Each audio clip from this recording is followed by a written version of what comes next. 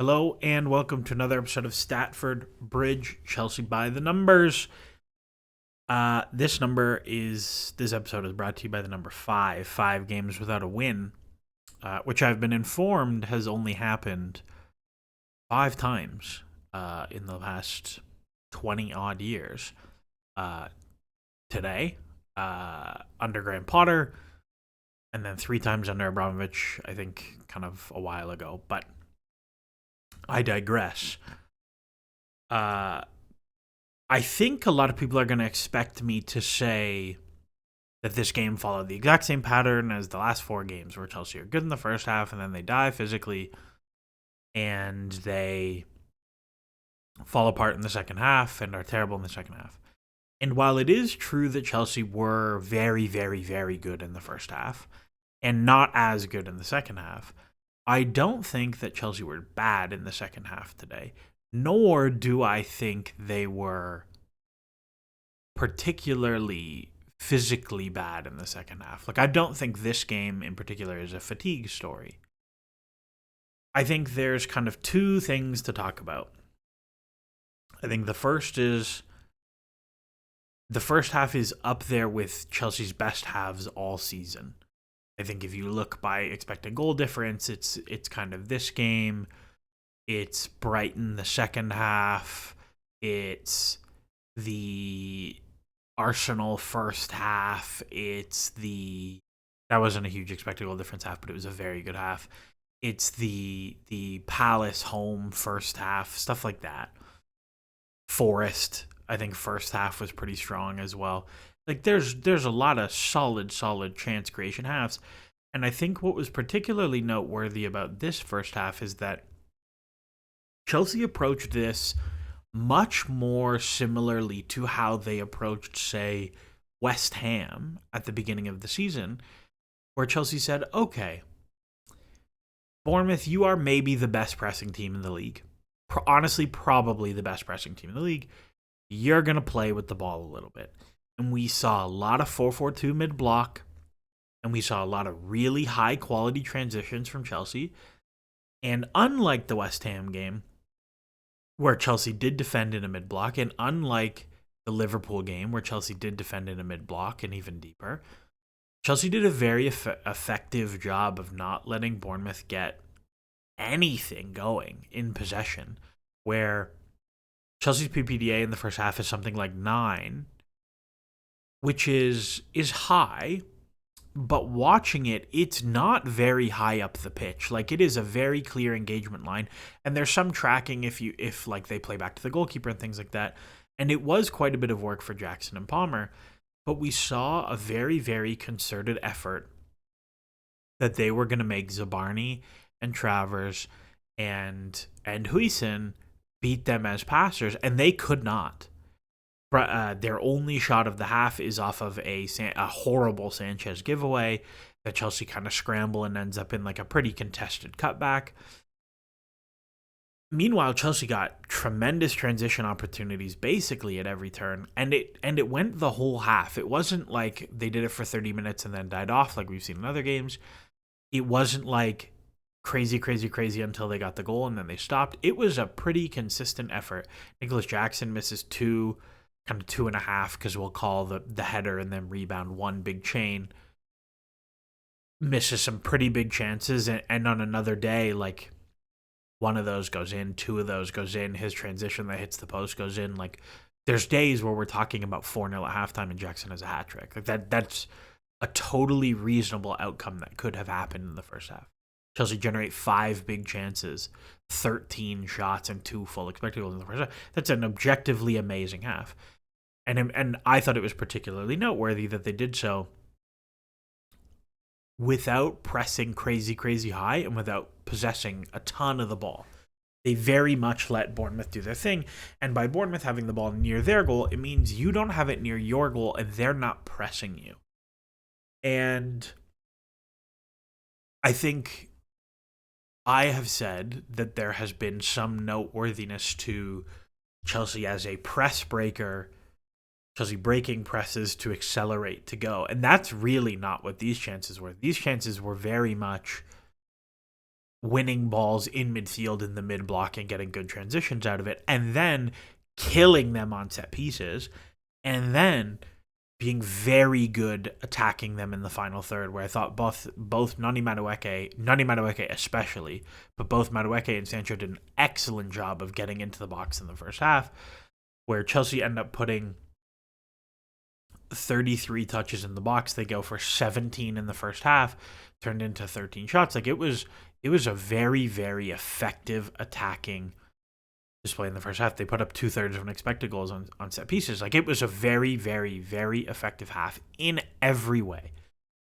And there's going to be a but coming, because that's how the second half goes. But I think one of the things, like, we haven't talked about build-up stuff in a while, and I think there's some interesting things to talk about, because we saw the Caicedo at right back thing come back. We saw Josh Achampong start again, and we saw Romeo Lavia start again.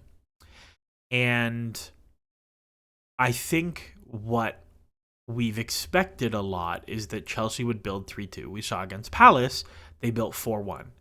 Enzo Maresca in the pre-match press conference said something about how he doesn't like his fullbacks to go up and down, and that we did it against Palace a little bit, because against Palace, as we spoke about last week, they defended with they built 4-1.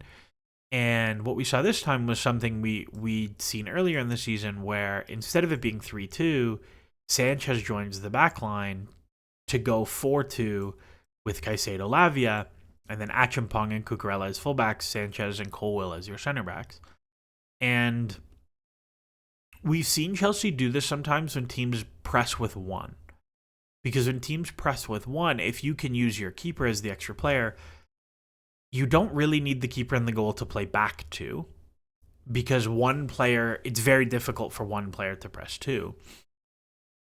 But also, it lets you bring another player high. Like by having Achampong flexed out as a right back, you can bring Caicedo inside, and now you can create the box midfield, but you still have both Achampong and Cucurella stretching the wingers wide, which means now you have the ability to play Palmer and Enzo Fernandez, and the 10 can only pick up one of Caicedo and Lavia. And if they jump somebody, now you get to go even numbers between the 6 and the back line, or you can go +1 in certain areas. And I thought it worked really, really well in the first half. That Chelsea didn't really turn it over in the build-up at all, other than the insane Sanchez giveaway, which is exactly the situation where Palmer checks down and it gets jumped by the winger or the 6. I can't recall which, but something like that. But I thought it worked, and I thought it was pretty good. And here's the but. In the second half, it's a 0.5 to like 0.2, 0.3 XG game when you take away the penalty. Chelsea take a lot of shots of much lower quality. It's actually not that they're like horrible location shots. It's that almost all of them get blocked. So their XG just gets nuked because they get blocked. But I think we saw two things in the second half. I think the first thing we saw is that Bournemouth were much smarter about going direct and making Chelsea build. So we saw Bournemouth try to play through a lot less and play many more balls into the channel for Chelsea to build up from deep. We see possession for Chelsea go from 52 to 62. Some of that is driven by the game going from 1-0 Chelsea to the game going to 2-1 Bournemouth and 1-1, particularly at 1-1, especially so early, where Romeo Lavia is caught in midfield. Very, very poor giveaway. Turns into a Caicedo penalty that he probably doesn't need to make the challenge. They score the penalty, it's 1-1. But Chelsea are like fine in this moment. And what we saw in the second half was Bournemouth were much more aggressive with the pace with which their striker went. So a lot of times we've seen when Chelsea have a lot of rotations to make. So like if we think about Chelsea are in something like a 4-2-3-1 when they win the ball, right? To go from that, you saw how many clicks and how many players I had to move. Fernandez has to get high in the pocket. Lavia has to shift over because he can't be on the same side as Caicedo. Achimpong has to flex out. Sanchez has to find his spot. Cole has to find his spot. Cucurella has to find his width. Palmer has to find his channel. To do all of that takes time to set up the chess pieces, as it were. Bournemouth did a really good job in the second half of being like, no, you have the ball. You're not setting up all the rotations. We're going now. And because of that, you saw a lot of moments where like Achimpong was narrow, but Caicedo was already narrow, and Palmer was narrow, and now Madueke has to come low, and because he's low, there's no pressure on the back line, so they can jump it. And you see many more in the second half, many more Sanchez long kicks to wingers that are like just not going to fly. So I thought that was the thing that Bournemouth did very well. And I think the second thing that we saw in the second half with respect to Chelsea generating shots is, I think, much more true in this game than in past games. If I look at kind of the StatsBot stuff, in the first half, if you look at kind of the XG plot, right, like Chelsea generate the vast majority of their XG in the first half, like 2 XG in the first half, 0.5 in the second. But if you look at the expected threat, it's a much more even story of how much comes in the first half versus how much comes in the second half. And I think Chelsea did a pretty good job of getting into high quality box entries that just don't quite turn into stuff.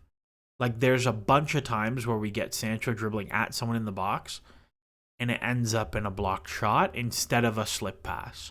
Or Madueke gets into 1v1s against the fullback, and in the first half where he beats him for half a yard, he gets clipped, or it's a poke tackle, or the cutback gets blocked a little bit.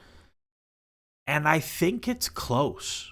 Like it felt much more to me like sometimes the passes just don't connect in the second half. And I think kind of the last part of this, and what we will talk about is like the subs thing, because I've hammered the subs thing like really hard, where I've said like he's not making subs, he's not doing them enough. I think the subs in this game were totally fine. I think they're a little late, but I think this is like an average level of substitute uses that I'm okay with. Like I thought Lavia coming off at 56 was a good call. He was looking, I was pretty surprised he even played the second half. I thought we were going to get the James sub at halftime. I thought that was when it was going to happen. I thought Achimpong looked very leggy. And again, he's 18 years old, playing 2 back-to-back 90s of senior football. It's hard, man. It's hard. And like Bournemouth are no joke. It's hard. Semenyo is a handful. It's hard. So I didn't hate it. I saw people on Twitter saying he has to come off. I have no idea if that's true. I saw people saying it was vindictive from Maresca after the goal. I also don't think that's true. I thought Josh was totally fine. In the like, whereas in the last game, I think he was totally fine in like an any player way. I do think he was like just fine in like a young player way this game, where he wasn't great. Like there were some not great giveaways. Like if I look at his pass completion stuff, like 23 of 30 is very not great. There were a couple of times he's tried to break the line on the dribble, which I quite liked, but he gets picked off or fouled-ish. But I think he was fine. And I think the way I would put it is I would start him against Wolves, and I don't really care. Like I'm not worried about it. I think the one for me that I look at is like once you go down 2-1, you're gonna have a period of like unsettlement before you kind of pick things back up right away anyways.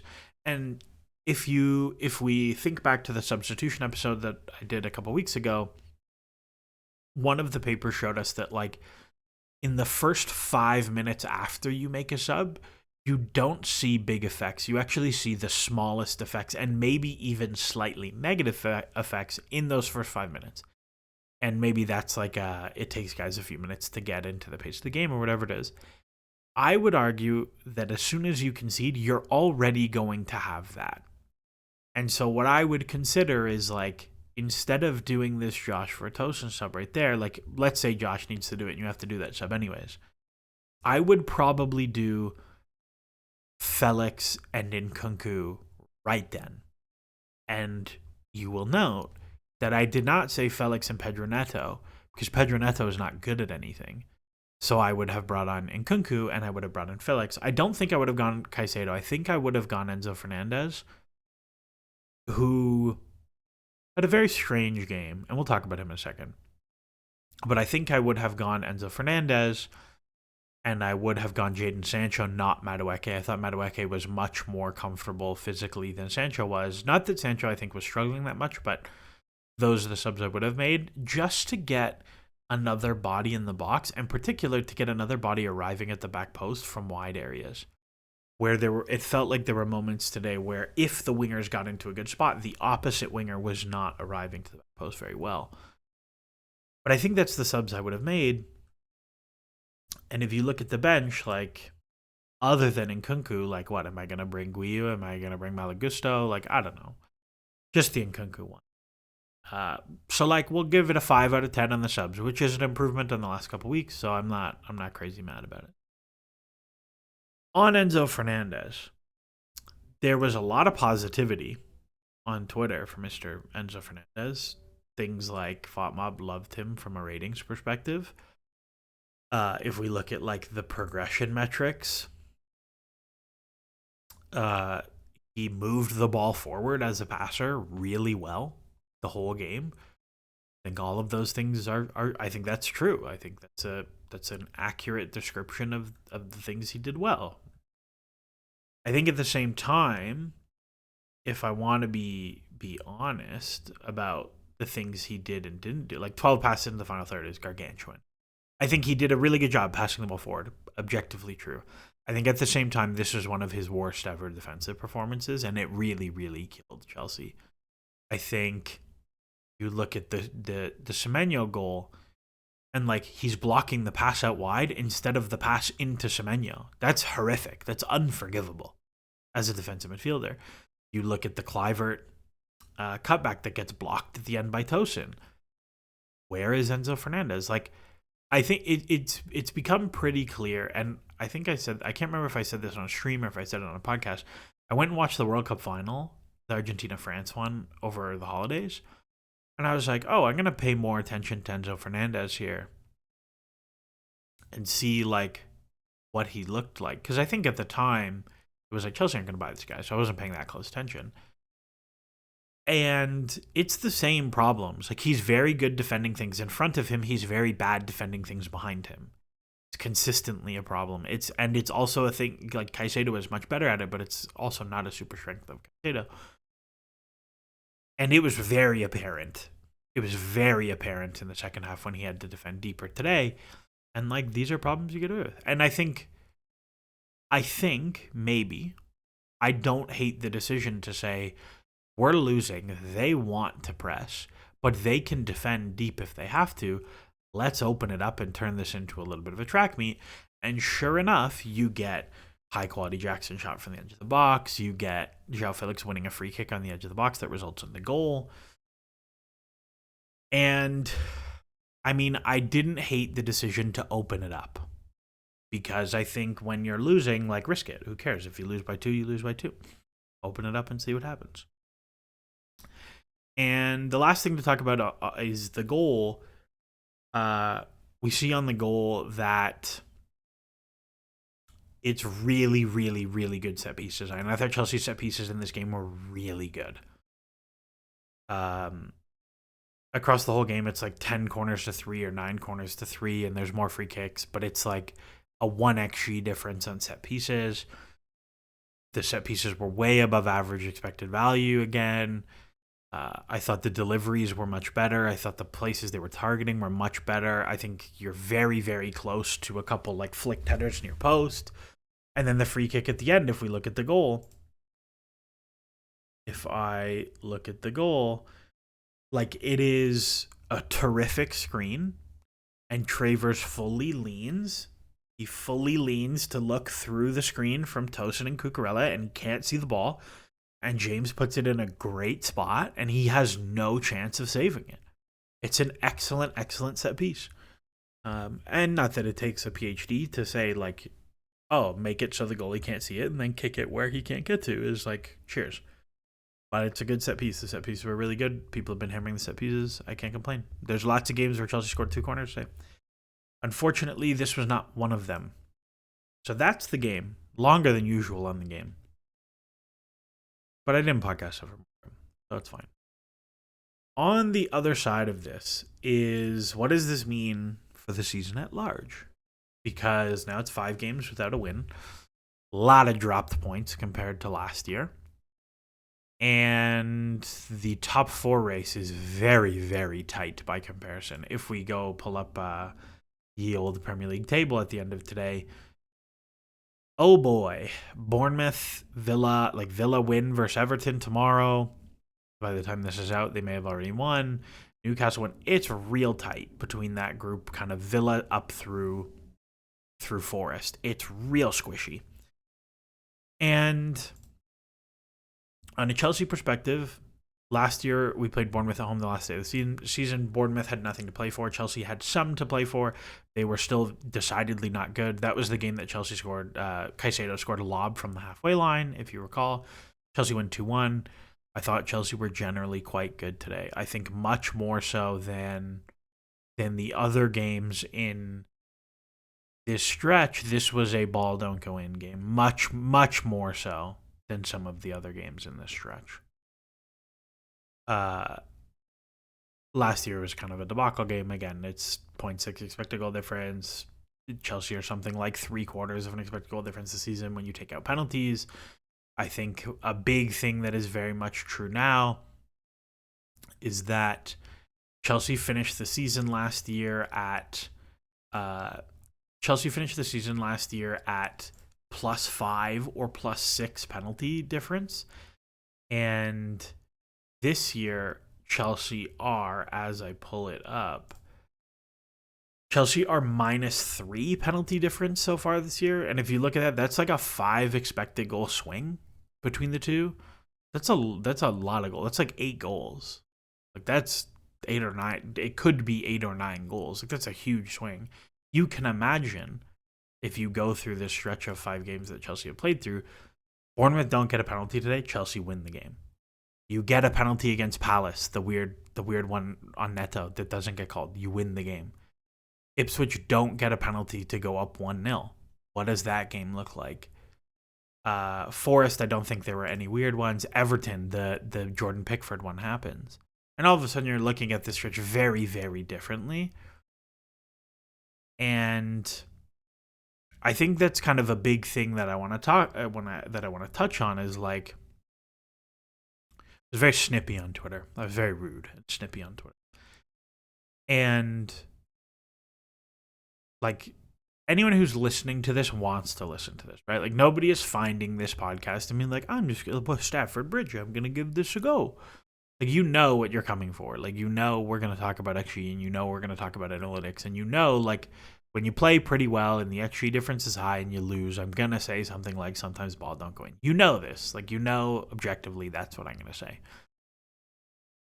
But I think, like, when we have kind of these, like, weird things that happen, like, macro level, like a kind of bigger stretch of games, it's almost more important to recognize, like, these things happen. So, like, if you look at this 5-game stretch, right, Chelsea have scored 4 goals from 8 expected goals. They've conceded 7 from 6 expected, and 2 of those are penalties, right? Like 1.5 of that 6 expected goals against are penalties. That's like being 5 goals under in a 5-game stretch is like pretty unlikely, but also not that unlikely. It's like maybe a 1 in 10 negative outcome. If you look at points, it's 3 real points. It's an expected points of 9. That's a huge difference. Like if we go back and look at that table, how good would you feel if Chelsea had 43 points?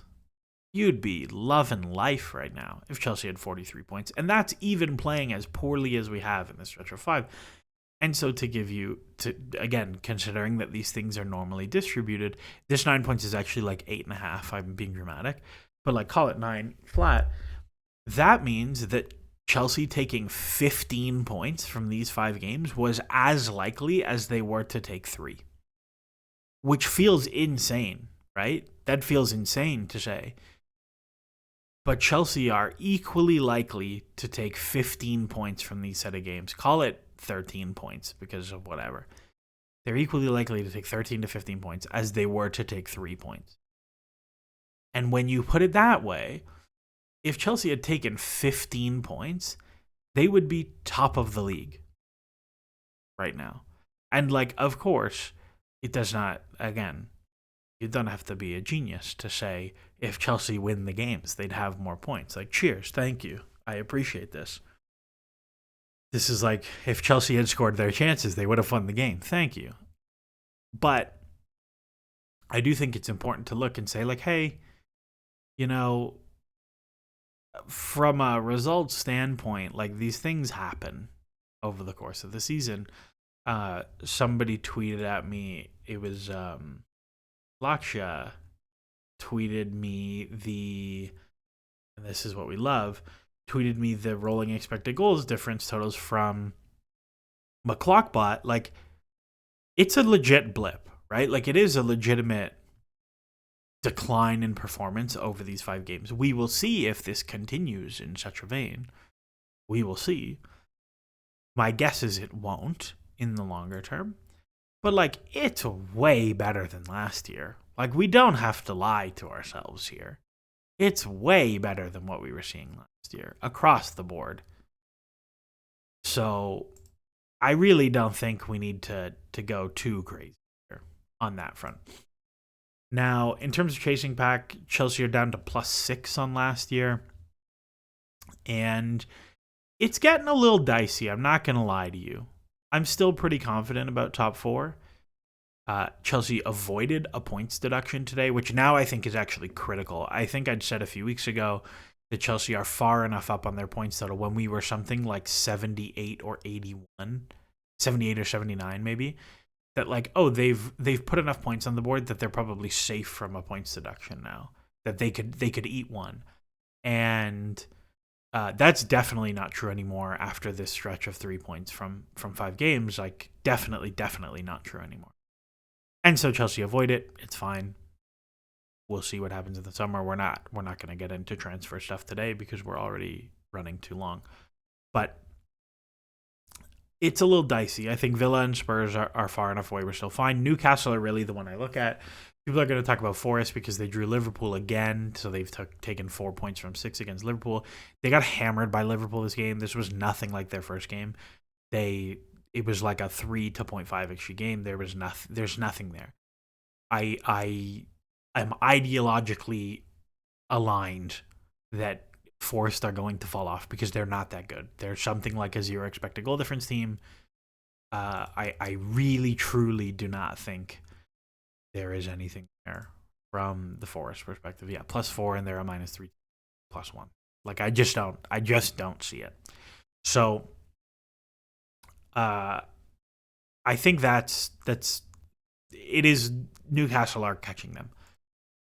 If we look at the, like, Opta analyst predicted tables, the table basically falls into a weird pile now where, like, Liverpool and Arsenal are clearly better than everybody else.